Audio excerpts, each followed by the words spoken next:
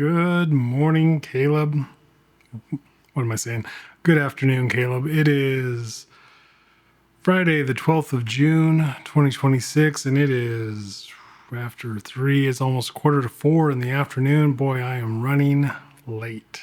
But I think I have a good excuse for that. I'll tell you about it later after we talk about today's drink, sparkling ice with caffeine. A meager 70 grams of caffeine, but 70 milligrams of caffeine. Geez, 70 grams of caffeine would be crazy. But no, it's zero sugar, 70 milligrams of caffeine, so helps me out on a Friday afternoon as I get prepared to head to work this evening.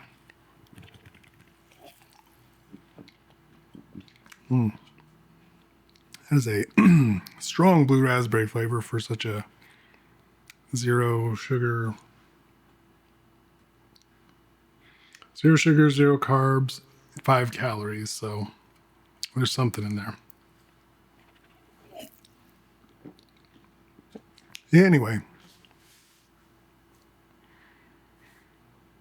lately I've been sending you a lot of photographs that I've been doing as I go for walks around town with my camera, my little trusty Leica M10D, my little constant walking companion. Love this one because there's no screen on the back, which for me, it's about the ergonomics. Feels like a real camera, like film camera, right? Because Lord knows if you're gonna shoot film, you may as well use a real camera, Leica M3. But I don't shoot film that much anymore because, and this might sound crazy coming from a guy with multiple Leicas in his office, but film's expensive. And so once you've bought the digital camera and the lenses, shooting it is free, right? On digital, whereas on film, it's expensive. But that's not really what we're talking about today. What we're talking about today is that I shot some video earlier that was going to be my weekly. It was going to be a weekly update thing with a little more creativity behind it, but it ended up not working as well as I thought. And when I got it into the computer to do the editing, I noticed that my Resolve, which I get through the Apple App Store, so I get it a bit slower on the updates, but they update automatically. It had automatically updated to Resolve 21, and Resolve 21 has photo page. So yeah, I just got kind of obsessed with the photo page for a minute there. I hadn't tried it yet, and playing around with it, I have a lot of questions, mostly around color management. It is not exactly clear what's going on under the hood on it. I looked in, Blackmagic does not have their documentation updated yet, so there's no like DaVinci Resolve 21 user manual. They have a little quick start what's new manual that was pretty useless. But yeah, I'm waiting for a little more documentation. Rummaged around on YouTube, didn't see a lot in the way of really useful tutorials on the photo page. Some interesting tips, but nothing crazy useful. So I thought to myself, or I've been thinking to myself today, I know you would probably be interested, Caleb, but for anybody else that might stumble upon this channel or this video, would there be any interest out there in doing some Resolve photo editing tutorials?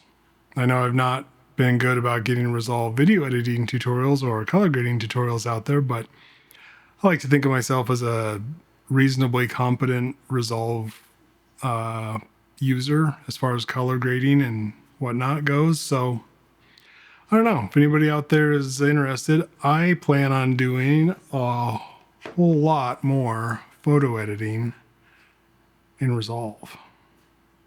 Come on, catch the light. Oh, there we go. Because, I mean, the 32-bit color is just really a game changer. Like, I've used Adobe products a whole lot for many, many years there. I was in Photoshop daily. at my day job. But lately I've just been editing my DNG raw files from my Leicas on my phone in Photomator, which is nice because it gave me HDR output and let me save it into my camera roll as HDR. But I was never able to like share it to other Apple users. Like when you shared it, it wouldn't show up as a photo and it wouldn't show up as HDR. I was saving it out as AIVF or I forget. But in Resolve, you can save it as a 10-bit hike. And if you are editing in a timeline, it's a timeline, but they call it a photo album. Anyway, if you go into your color management settings and you change that to DaVinci Wide Gamut, and then set it to your monitor, which in my case is the Apple Pro Display XDR, the original OG 6K one. And yeah, you set that to be HDR. Then it seems to output properly tagged as Rec 2100 PQ, which when you save it into your camera roll shows up as HDR. And I sent you a couple. I don't know if you got those yet. But it looks like it sends in HDR. So I'm like, this is awesome. This is what I've been waiting for. So, yeah. If you own a reasonably recent Apple MacBook Pro, anything M1 or newer, you've got an XDR display. If you've got the new Studio Display XDR, you've got an XDR display, HDR. And if you got the OG 6K Pro Display XDR, you've got HDR. And man, photos are just gorgeous in HDR. Editing in HDR is beautiful. The tools in DaVinci Resolve are amazing. So I'm excited about that. I'll probably, more I talk about it, I think I really will probably get into some tutorials on that. The only bummer about it is, last I checked, Apple doesn't let you record your screen in HDR. If you record it when your screen is in HDR profile mode, the resulting video is clipped. All the whites are clipped out pretty bad. So I don't know why Apple can't get that under control, but I've not looked in a while, so I'm gonna look into that. Worst case scenario though, I just film the actual display, point the camera at my display and do the tutorial that way. I'll figure something out. Anyways, short and sweet today. I didn't get up to anything. I did watch Osgood Perkins again, his Gretel and Hansel, which I liked a lot more. I'd watched most of it before on Tubi. I don't think I ever finished it before on Tubi, but yeah, I got the Blu-ray from the library, and it looks amazing. Great looking movie. A little weak in the writing for sure, but I liked it overall. I think as time goes on, I'm really starting to get a soft spot for old Oz Perkins. So, have yourself a nice weekend, y'all, and make healthy choices. Caffeine. And I'll see y'all real soon, perhaps with some photo tutorials for DaVinci Resolve 21.